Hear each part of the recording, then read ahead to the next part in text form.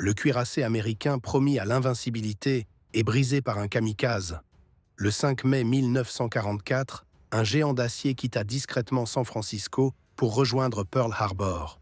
Ce n'était pas un navire ordinaire, mais l'USS Colorado, l'un des plus puissants cuirassés américains encore en service, prêt à participer à l'opération Forager, cette tentative audacieuse des Alliés destinée à arracher le centre du Pacifique aux forces japonaises. Personne à bord ne pouvait encore imaginer que ce vétéran de la flotte, construit bien avant la guerre mondiale, allait être frappé de plein fouet par la brutalité des combats modernes. Ce navire résumé en acier et en puissance allait vivre en quelques mois une descente aux enfers marquée par des attaques meurtrières, des bombardements terrifiants et un face-à-face direct avec des kamikazes. Et pour un jeune artilleur nommé Robert E. Lee, chaque instant allait se transformer en véritable leçon de survie. Après 2 décennies de service, l'USS Colorado était déjà perçu comme un vétéran au sein de la marine. Construit dans les années 20 dans les chantiers navals de Camden, il appartenait à une époque où les cuirassés incarnèrent la force ultime sur les mers. Mais en 1944, alors que l'aviation militaire redessinait la guerre navale, cet ancien colosse recevait une nouvelle mission dans un Pacifique dominé par des batailles impitoyables. L'objectif était clair, précéder les débarquements américains en pilonnant les positions japonaises sur les îles stratégiques. C'est dans ce contexte que le navire mit le cap vers Pearl Harbor, port déjà marqué à jamais par l'attaque de décembre 1941.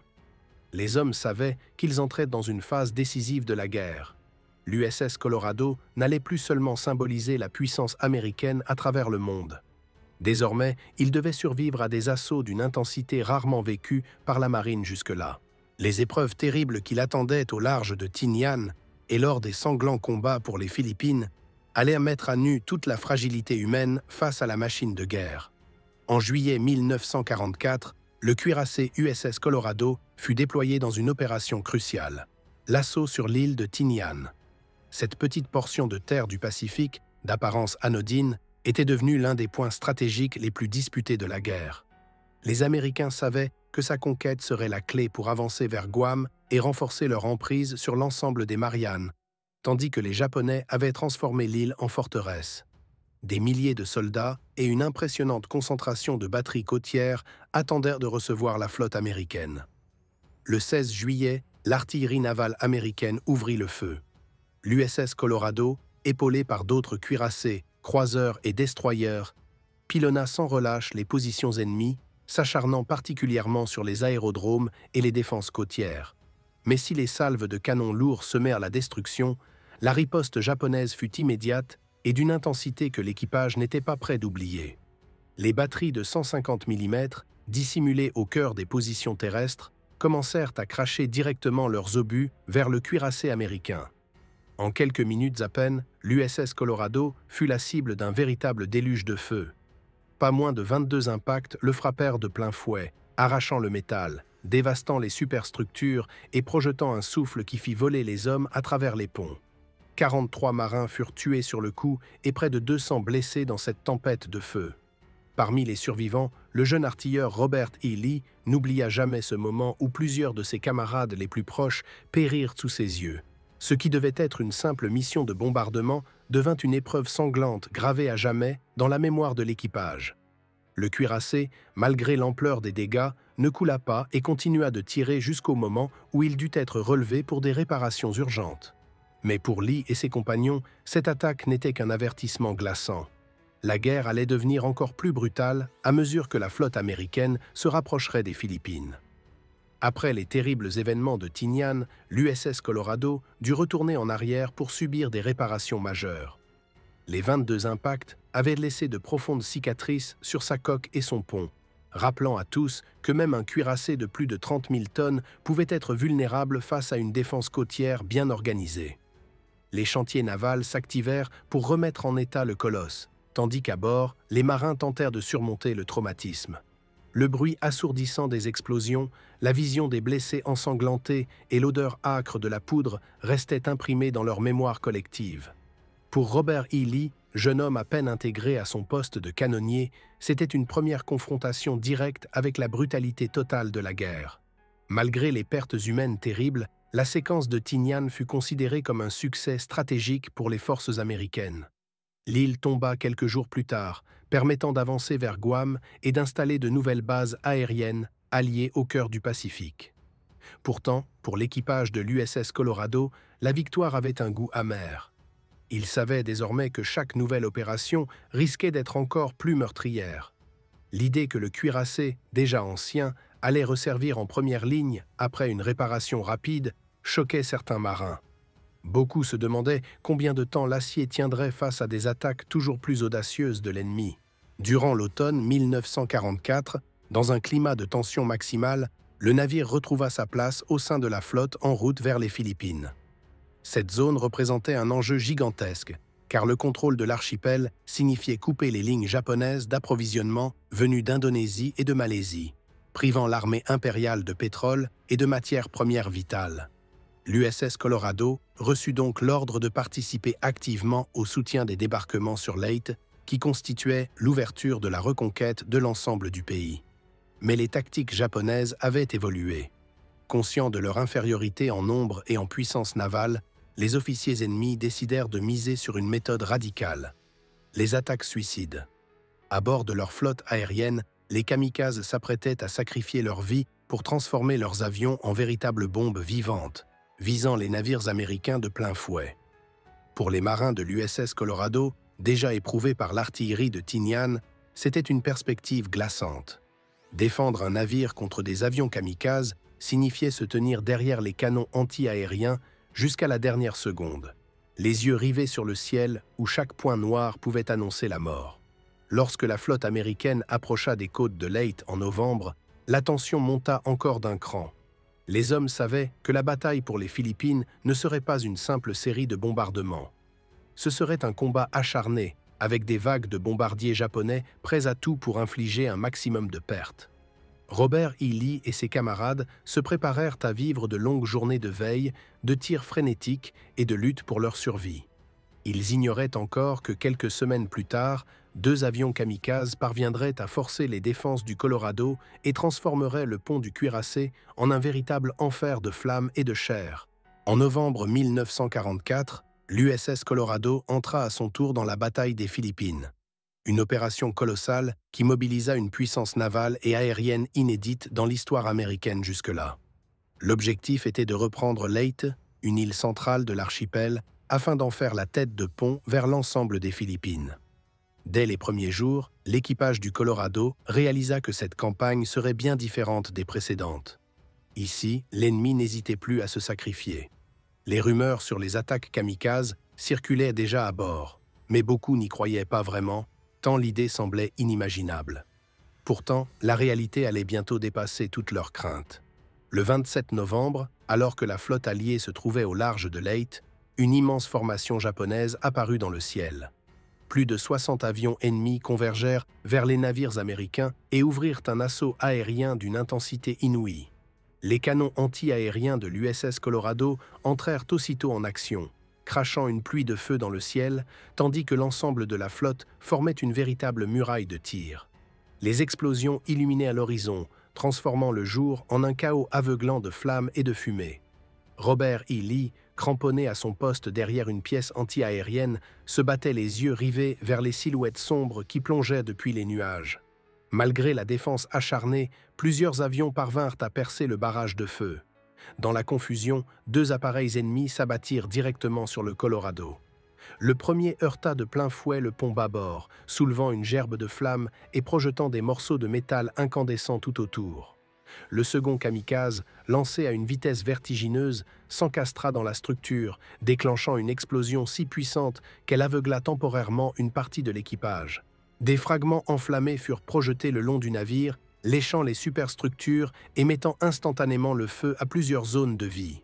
Robert E. Lee et ses camarades se retrouvèrent plongés dans l'enfer. Les flammes se propageaient rapidement sur le pont, des obus non explosés menaçaient dignité, et les blessés jonchèrent le sol. Les marins encore debout, malgré leurs propres blessures, entreprirent à la hâte d'éteindre les incendies et d'évacuer leurs compagnons.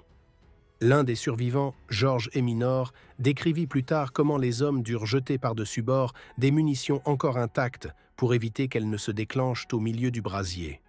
Le pont fut transformé en un champ de ruines, traversé par la fumée, les cris et les odeurs suffocantes de poudre et de chair brûlée. Lors de cette attaque, l'USS Colorado subit de lourdes pertes.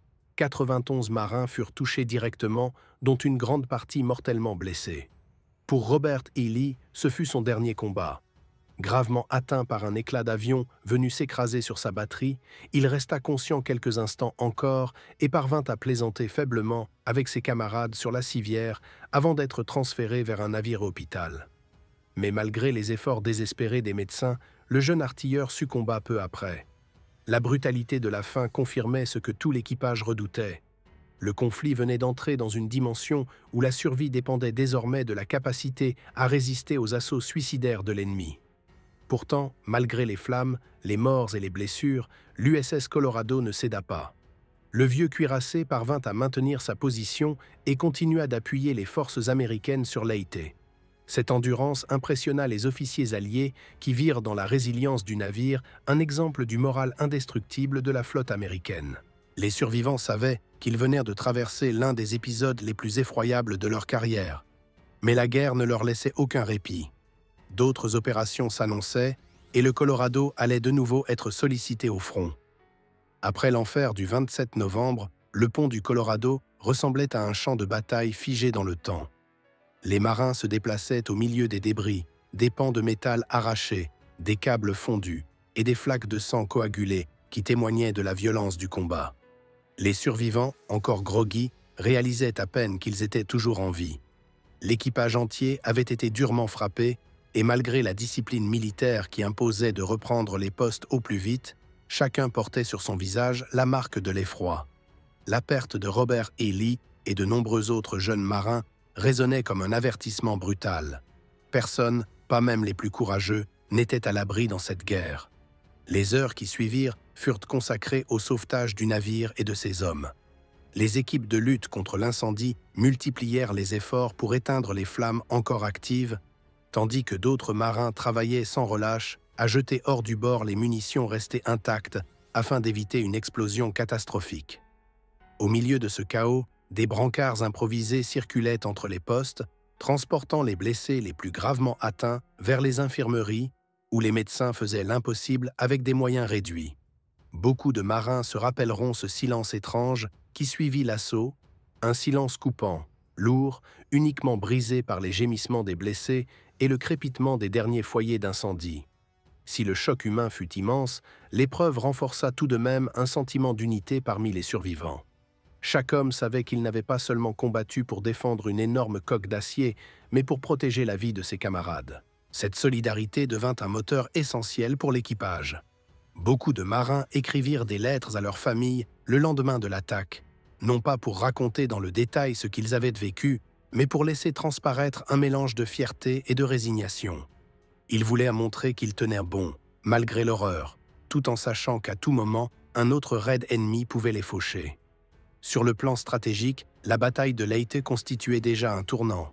Les pertes infligées restaient terribles, mais les Alliés progressaient inexorablement, tandis que l'armée japonaise révélait sa vulnérabilité croissante.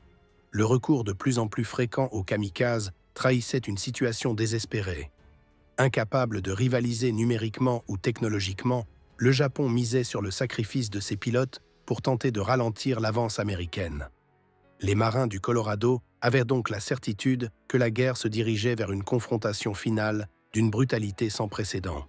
Le cuirassé, bien qu'endommagé, poursuivit sa mission. Il appuya encore plusieurs opérations amphibies et continua de tirer ses lourds canons vers les positions japonaises. À bord, les hommes s'habituaient malgré eux à ce climat morbide, où chaque journée pouvait être la dernière. Pourtant, personne ne doutait de la valeur de leur sacrifice. Chaque obus tiré par le Colorado rapprochait la flotte américaine de la libération des Philippines et plus largement de la victoire dans le Pacifique. Pour les survivants de l'attaque kamikaze, il ne s'agissait plus seulement de gagner une bataille, mais d'honorer la mémoire de leurs camarades tombés sous les flammes et les éclats d'acier. Après la dure campagne de Leyte, l'USS Colorado ne pouvait pas être retirée du front malgré ses avaries. La marine américaine ne disposait pas du luxe d'écarter un cuirassé opérationnel, même ancien. Ainsi, après des réparations temporaires effectuées directement en zone avancée, le navire reçut l'ordre de reprendre la mer pour participer aux étapes suivantes de la reconquête des Philippines.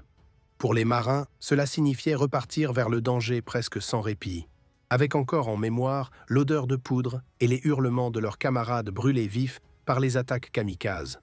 L'équipage, meurtri mais discipliné, reprit néanmoins sa place, car la logique implacable de la guerre imposait de continuer coûte que coûte.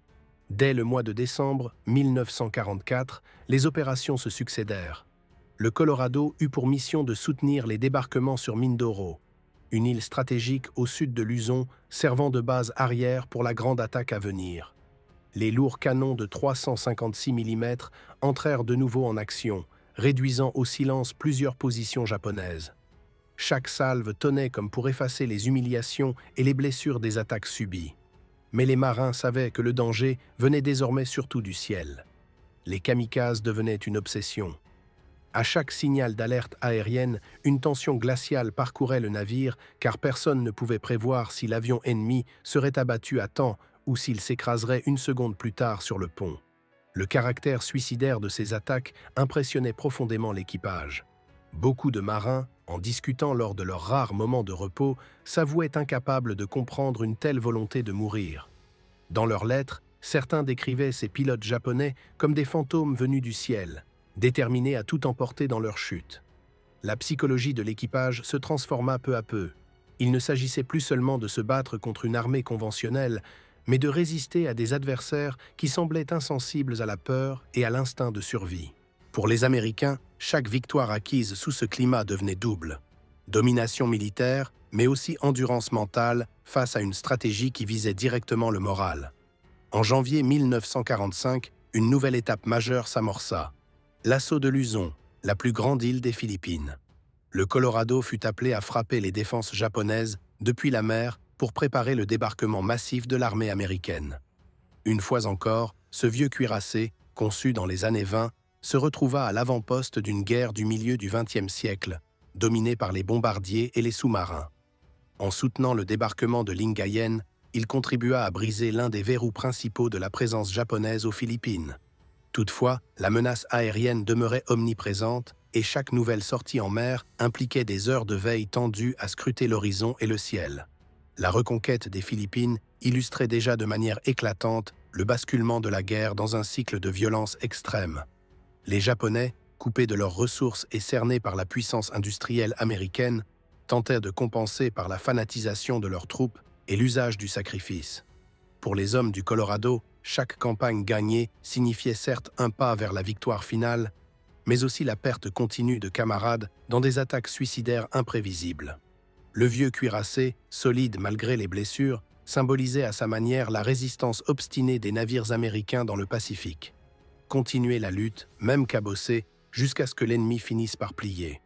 À mesure que l'année 1945 avançait, la guerre dans le Pacifique atteignait un niveau de violence inédit. Après la reconquête des Philippines, la flotte américaine ne ralentit pas et se lança dans une progression directe vers le Japon lui-même. Chaque étape rapprochait la marine des côtes ennemies et chaque île prise devenait une base d'aviation essentielle pour lancer les bombardements stratégiques. L'USS Colorado, bien qu'âgé de plus de 20 ans, demeura mobilisé dans cette marche en avant. Son artillerie lourde continuait de trouver son utilité contre les fortifications côtières japonaises, préparant le terrain pour les Marines et les fantassins qui allaient débarquer sous le feu ennemi. En février, les projecteurs se tournèrent vers une petite île volcanique devenue un symbole de la brutalité de cette guerre, Iwo Jima. L'USS Colorado fut envoyé pour participer aux bombardements préparatoires.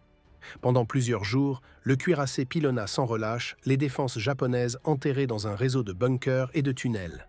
Les obus s'abattaient comme des marteaux, mais la discipline des défenseurs japonais, profondément retranchés, rendit la tâche titanesque. Les marins du Colorado savaient que malgré leurs efforts, les Marines allèrent devoir affronter un enfer au sol, ce qui éveilla en eux un mélange de respect et d'inquiétude. Tous comprenaient que l'assaut mené sur cette île ne serait pas qu'une bataille supplémentaire, mais l'un des moments les plus décisifs de la guerre. La nature des combats autour d'Iwo Jima accentua la tension dans toutes les unités américaines. Pour l'équipage du Colorado, participer à ces bombardements revenait non seulement à faire parler la puissance de leurs canons, mais aussi à constater les limites de leur efficacité. Certains marins confiaient que voir une île pilonnée pendant des jours, puis découvrir que la résistance ennemie tenait toujours leur donnait un sentiment de vertige. Robert E. Lee, tombé quelques mois plus tôt, revenait souvent dans leurs discussions comme une figure rappelant combien chaque combat se soldait par des pertes douloureuses. À peine la bataille d'Iwo Jima s'achevait-elle que déjà un nouvel objectif encore plus terrible apparaissait, Okinawa. Cette île, bastion avancé du Japon, devait être prise pour préparer une éventuelle invasion de l'archipel. L'USS Colorado fut une nouvelle fois mise à contribution, confirmant son rôle d'auxiliaire essentiel dans les bombardements initiaux. Mais à Okinawa, les attaques kamikazes atteignirent un paroxysme effrayant. Des centaines d'avions ennemis se lancèrent par vagues successives contre la flotte américaine.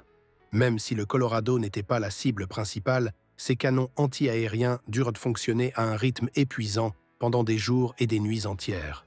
Chaque alerte plongeait le navire dans une course contre la mort où il fallait distinguer en quelques secondes un avion abattu d'un avion qui allait s'écraser sur le pont. Pour les marins, Okinawa représentait une sorte d'apothéose de la guerre. Ce fut une campagne interminable, où la tension psychologique se cumulait à une fatigue écrasante. Chaque jour, des navires voisins du Colorado étaient défrappés, incendiés, parfois coulés sous leurs yeux. L'image des kamikazes plongeant dans des boules de feu persistait dans la mémoire de chacun comme l'expression ultime du désespoir japonais. À bord du Colorado, la cohésion de l'équipage fut mise à rude épreuve, mais c'est justement ce lien forgé dans le feu qui permit au vieux cuirassé de tenir son rôle jusqu'au bout. La bataille d'Okinawa, commencée en avril 1945, marqua pour l'USS Colorado l'un des chapitres les plus éprouvants de sa longue carrière.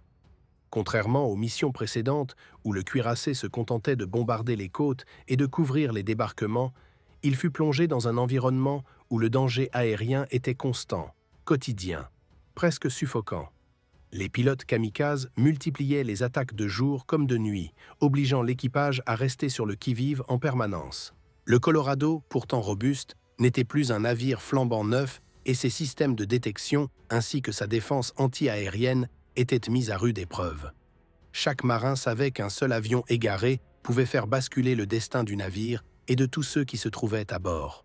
Les jours et les nuits s'enchaînaient dans une routine infernale. Les postes de veille balayaient le ciel. Les artilleurs restaient cramponnés à leurs pièces. Les officiers mettaient toute leur énergie à coordonner la riposte collective. Le vacarme des canons anti-aériens se faisait entendre presque sans interruption, ponctué par les détonations des avions explosant en plein ciel, ou parfois par la tragique chute d'un appareil ennemi qui avait réussi à atteindre sa cible. Dans ces moments-là, quand un navire voisin flambait sous leurs yeux, l'équipage du Colorado ressentait une étrange dualité. Un mélange de soulagement d'avoir été épargné et d'angoisse en imaginant qu'ils pourraient être les prochains. La psychologie des marins évolua profondément durant cette campagne. Beaucoup écrivaient moins souvent à leurs familles, incapables de mettre en mots ce climat de mort permanente. Les discussions entre camarades tournaient presque toujours autour de la même question. Combien de temps tiendrait-on encore à ce rythme sans craquer? Certains anciens disaient que même durant Tinian ou Leyte, la guerre n'avait pas eu cette forme d'usure psychologique, car à Okinawa, il n'y avait aucun répit, aucun moment où l'équipage pouvait réellement se sentir en sécurité. Le suicide organisé de centaines de pilotes japonais avait transformé cette bataille en un cauchemar d'endurance, une guerre des nerfs où il fallait tenir debout malgré la fatigue extrême. Pourtant, malgré les pertes immenses infligées à la flotte américaine au large d'Okinawa, le Colorado survécut. Il continua de bombarder les positions japonaises à terre, pilonnant bunkers et artillerie lourde pour soutenir les Marines. Chaque tir rapprochait un peu plus les forces alliées de la victoire finale, mais les marins voyaient bien que cette victoire coûterait des milliers de vies. Ils n'étaient plus seulement des soldats, ils se sentaient les rouages d'une machine gigantesque, avancée inexorablement vers le cœur du Japon, laissant derrière elle des dizaines de carcasses de navires fumants et d'avions abattus. Lorsque la bataille d'Okinawa s'acheva en juin 1945, l'équipage du Colorado se retrouva exsangue mais debout. Le cuirassé, malgré ses blessures et son âge avancé, avait traversé tous les grands épisodes du Pacifique depuis 1944. Désormais, il ne restait plus qu'une étape, atteindre les côtes japonaises elles-mêmes et attendre la décision finale. Car beaucoup redoutaient encore une invasion directe de l'archipel qui promettait d'être un bain de sang. Ce fut dans ce contexte que l'équipage apprit quelques semaines plus tard l'existence d'une arme nouvelle et terrifiante qui allait bouleverser le cours de l'histoire et mettre un terme définitif au conflit. Lorsque la bataille d'Okinawa prit fin, l'équipage du Colorado pensait encore devoir affronter l'épreuve ultime, une invasion directe du Japon. Les états-majors américains prévoyaient une opération colossale où des centaines de milliers de soldats devaient débarquer sur les plages de Kyushu et d'Honshu. Pour les marins, la perspective était terrifiante. Si Okinawa avait coûté déjà tant de vies, que deviendrait une bataille sur le sol japonais lui-même, défendu maison par maison? Les calculs militaires annonçaient des pertes gigantesques, et beaucoup se préparaient mentalement à une campagne sans précédent. Mais en août 1945, le cours de la guerre changea radicalement. Le bombardement atomique d'Hiroshima, puis de Nagasaki, bouleversa le monde entier et précipita la capitulation du Japon. À bord du Colorado, les marins accueillirent la nouvelle avec un mélange de soulagement et de stupeur. Soulagement car ils savaient qu'ils venaient d'échapper à une bataille apocalyptique. Stupeur car l'usage d'une arme aussi terrifiante ouvrait une ère nouvelle où la puissance destructrice avait atteint un niveau jamais imaginé. Pour certains, cette fin brutale venait donner un sens à tous les sacrifices endurés depuis Tinian et Leyte. Pour d'autres, elle laissait un goût amer, car la victoire avait été acquise par un moyen démesuré. Le Colorado, pour sa part, ne tira plus aucun obus après la reddition japonaise. Le vieux cuirassé, qui avait survécu à d'innombrables assauts, se trouva témoin de la fin de la Seconde Guerre mondiale, ancré au large comme un survivant d'une époque déjà révolue. Il avait traversé presque 2 années de combats intenses, encaissant coups et pertes, mais toujours présent à chaque étape décisive du Pacifique. Pour les hommes qui revinrent vivants, chaque souvenir de ce navire restait associé à des images de flammes, de camarades disparus et de cette lutte acharnée contre un ennemi prêt à se sacrifier jusqu'au dernier souffle. Après la capitulation du Japon, l'USS Colorado quitta la scène du conflit mondial. Comme beaucoup d'autres navires de sa génération, il fut relégué au second plan face aux nouveaux cuirassés et porte-avions qui dominaient désormais les mers. Finalement désarmé quelques années plus tard, il entra dans l'histoire comme un vétéran de l'ère des cuirassés, l'un des symboles de l'endurance américaine dans le Pacifique. Mais pour ces marins, pour ceux qui avaient survécu à Tinian, à Leyte, à Iwo Jima et à Okinawa, il ne s'agissait pas d'un simple navire de guerre. C'était un lieu de mémoire, un espace où s'étaient forgées des amitiés indestructibles, où l'on avait pleuré des pertes irréparables et où chacun avait affronté la mort à plusieurs reprises. Le nom de Robert E. Lee, ce jeune artilleur disparu lors de l'attaque kamikaze de novembre 1944, resta dans les conversations de ses camarades longtemps après la fin de la guerre. Il incarnait pour eux cette jeunesse sacrifiée, envoyée au front dans une machine de guerre impitoyable. Son destin reflétait celui de milliers d'Américains tombés dans le Pacifique et montrait combien la victoire avait été acquise au prix du sang. Le Colorado, en continuant sa mission malgré les incendies, les pertes et les bombardements, représentait parfaitement la ténacité d'une génération qui ne recula jamais, même devant les attaques suicidaires les plus terrifiantes. Aujourd'hui, cette histoire du Colorado résonne non seulement comme un récit militaire, mais aussi comme une réflexion sur l'extrême brutalité de la guerre et sur la force de ceux qui ont su y survivre.